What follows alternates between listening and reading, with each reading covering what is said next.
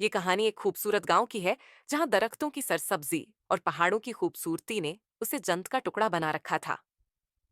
اسی گاؤں میں ایک لڑکی رہتی تھی جس کا نام زہرا تھا۔ زہرا ایک ذہین، نڈر اور خواب دیکھنے والی لڑکی تھی۔ وہ ہمیشہ کچھ نیا سیکھنے اور جاننے کی خواہش رکھتی تھی۔ زہرا کا ایک بڑا خواب تھا کہ وہ گاؤں کی پہلی لڑکی بنے جو شہر جا کر تعلیم حاصل کرے اور پھر واپس آ کر اپنے گاؤں کے لوگوں کی مدد کرے۔ لیکن گاؤں کے لوگ روایتی سوچ رکھتے تھے اور وہ نہیں چاہتے تھے کہ کوئی لڑکی شہر جا کر تعلیم حاصل کرے۔ ایک دن زہرا اپنے والد حامد کے پاس گئی اور کہا، ابا، میں چاہتی ہوں کہ آپ مجھے شہر بھیجیں تاکہ میں تعلیم حاصل کر سکوں۔ میں اپنے گاؤں کے لیے کچھ کرنا چاہتی ہوں اور اس کے لیے علم ضروری ہے۔ حامد کو اپنی بیٹی پر فخر تھا، لیکن وہ گاؤں کی روایات سے بھی واقف تھے۔ بیٹی، میں تمہاری خواہش سمجھتا ہوں، لیکن لوگ کیا کہیں گے؟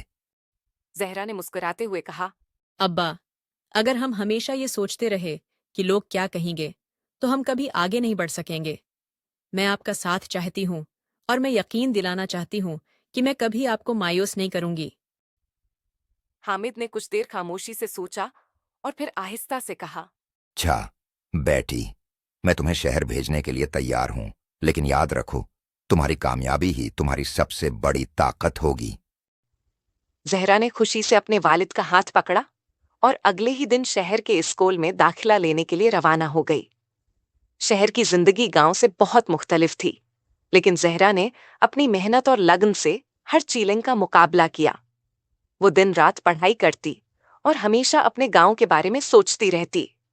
چند سال بعد زہرا نے اعلی تعلیم حاصل کی اور ایک کامیاب معلمہ بن گئی۔ جب وہ گاؤں واپس آئی تو اس کی کامیابی کی کہانی پورے گاؤں میں مشہور ہو چکی تھی۔